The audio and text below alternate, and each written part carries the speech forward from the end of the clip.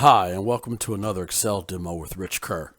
In this scenario, we're going to take a look at Excel's XLOOKUP function, which I am going to say for most situations is going to be superior to VLOOKUP and even DGET, which are still useful functions, and I have them videos on those here on the channel. So if you're interested in those, but we use them in virtually identical situations where you have a unique identifier and you want to retrieve some kind of matching value. You want to look up a value. So for example, if I wanted to look up ID number 9 and determine that the client was United or that the location is Dallas. But the problem with VLOOKUP is you can only look from the left, then look right. So if my ID numbers are in the middle of my array of data, I can't look up ID number 3 and then look back to the left and say, oh, the client is Southwest. Now you can do that with DGET.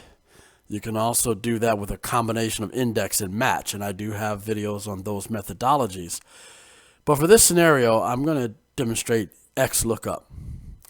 Now I've already taken the step of naming these individual ranges of data, right? So we've got a range called rep name, a range called client, and that's just going to simplify formula writing. So each one of these columns is named for the range of data that the label sits atop.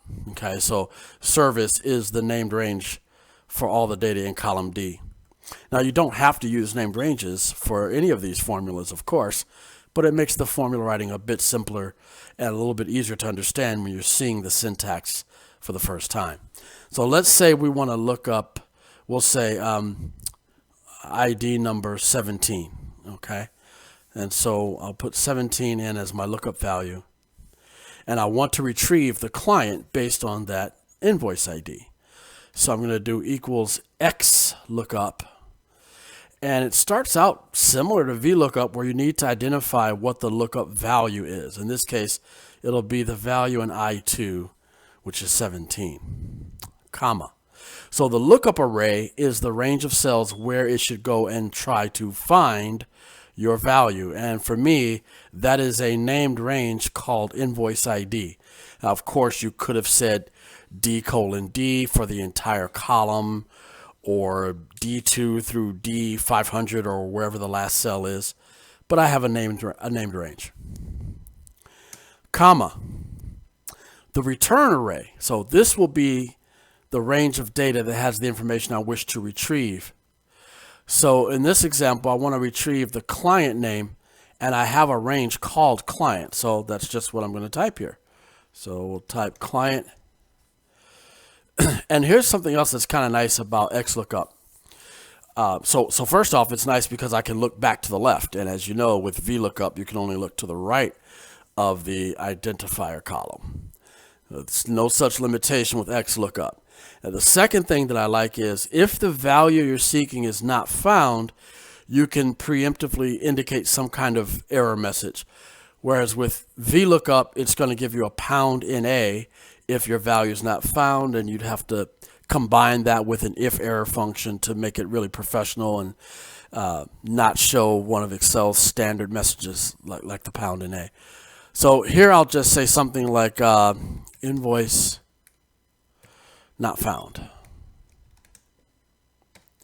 Okay. And then you have a couple of, and by the way, that's an optional component. You don't have to tell it what to say if your value is not found. You also have a couple of options on how the search will be performed. You can do an exact match, or you can find the exact match or next smallest item. So for example, if 17 weren't listed, but I did find 16 in the list, it could return the value for 16. Or you could do the exact match with or next larger item. So if it doesn't find my 17, but it does find 18. And then wildcard, you could sort of say, hey, if it contains 18, right, or 17. So there's a couple things you could do with that, but I'm going to leave it on 0 or exact match. And you can also specify, unlike VLOOKUP, you can specify whether it's going to start from top to bottom, or if it's going to go from last to first. So it's going to search from the bottom to the top. So a couple of really cool options there. I'm just going to say the default, first to last, and then I'll close paren, and we see that it finds United as the client.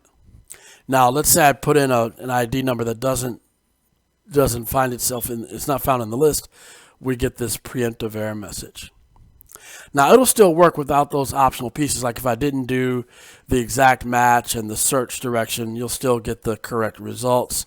So for 14, the client is Alaska.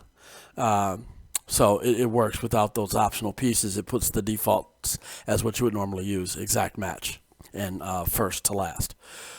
Now let's look from the ID column to the right.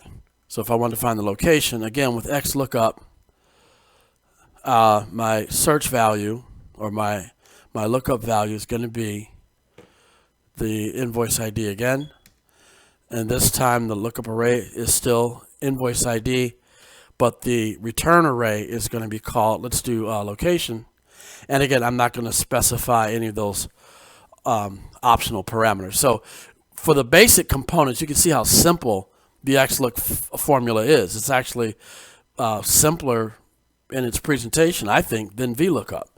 Here's my lookup value. Here's where I want it to look for that value. If it's found, give me the matching value from this range.